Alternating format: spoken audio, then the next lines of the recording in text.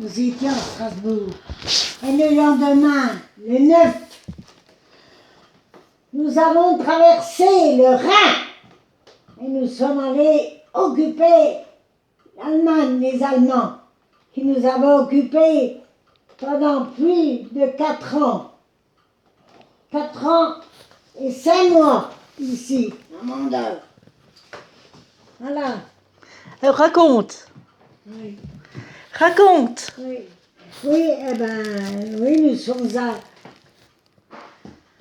le 8 mai 1935, donc c'était la fin de la guerre. Nous étions à Strasbourg. Et le lendemain, nous avons traversé le Rhin pour aller occuper l'Allemagne. Car les Allemands nous avaient envoyés pendant 4 ans et 5 mois dans notre petite ville.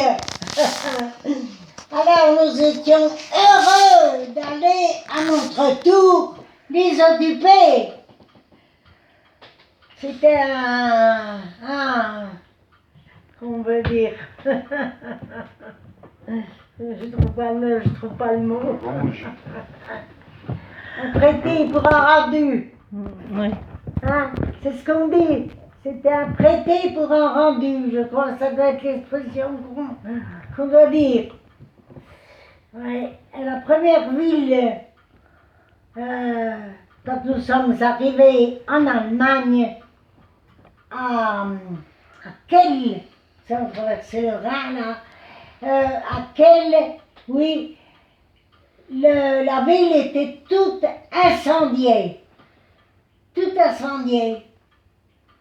Et nous avons réussi à trouver une salle qui était potable pour manger, pour le repas.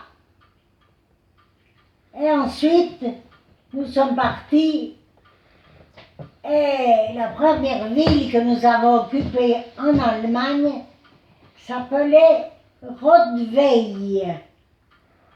Et nous sommes restés environ 6 mois dans cette ville-là. Et ensuite, nous sommes repartis à Oberkirch, une ville à peu près qui est à peu près à 15 km de Strasbourg. Ton armée. Et les Allemands étaient comment je dis, très arrogants. Très arrogants. Je marchais une fois sur le trottoir. Il y a un Allemand qui est en face de moi. Je l'ai regardé fixement. Il est descendu du trottoir. C'est pas moi qui suis descendu, c'est lui. Et nous étions logés dans un bar, restaurant, hôtel. C'était restaurant-hôtel. Et nous mangions là, et nos chambres étaient au-dessus, dans ce restaurant. Nos chambres étaient au-dessus. Et la cuisinière nous faisait à manger des épinards, des épinards, je crois, et de la salade de réfort. De la salade de réfort. Je n'avais jamais mangé ça. C'est un légume, mais qui est très fort.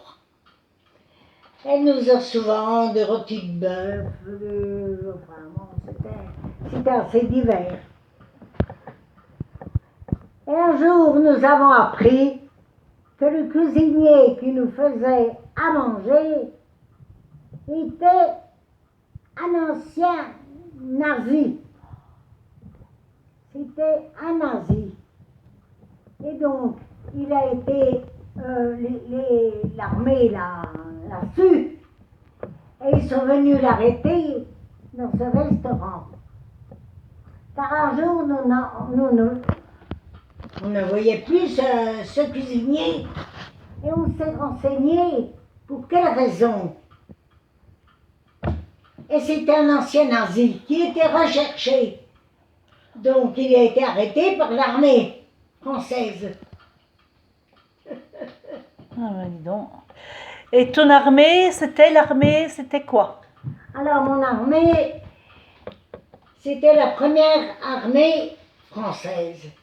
Donc j'ai été avec, quand je me suis engagée, j'avais 19 ans, donc je n'étais pas majeure.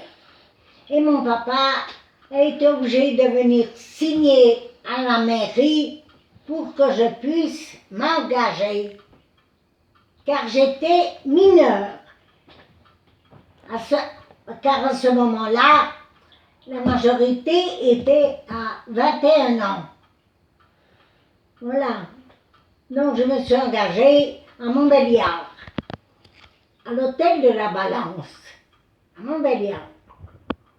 Et le premier poste que j'ai occupé, c'est le poste où j'ai été affectée, était donc dans la première armée française, et ça s'appelait la direction du service du matériel. Belfort? La DSM, autrement dit la DSM. À Belfort? Et le premier poste que nous avons, où nous étions, c'était à Belfort. Voilà, je me suis engagée à Montbéliard, mais le premier poste était à Belfort. À Belfort, en décembre 1944. Donc Noël, j'ai passé Noël à Belfort. J'ai pas pu rentrer chez mes parents. Il faisait un froid de canard. Il y avait de la neige. Et j'ai pas pu rentrer chez mes parents pour les fêtes de Noël et du Nouvel An. Donc nous sommes restés décembre, janvier, février, jusqu'en février à Belfort. Et ensuite, nous sommes dirigés sur Strasbourg. Nous sommes partis à Strasbourg. Et avant d'arriver à Strasbourg, sur une cheminée, j'ai vu une cigogne. C'est beau. La première cigogne que je voyais de ma vie, je ne l'avais jamais vue. Et quand nous sommes arrivés sur Strasbourg, ça canardait encore. Les Allemands, depuis l'Allemagne, tiraient sur la gare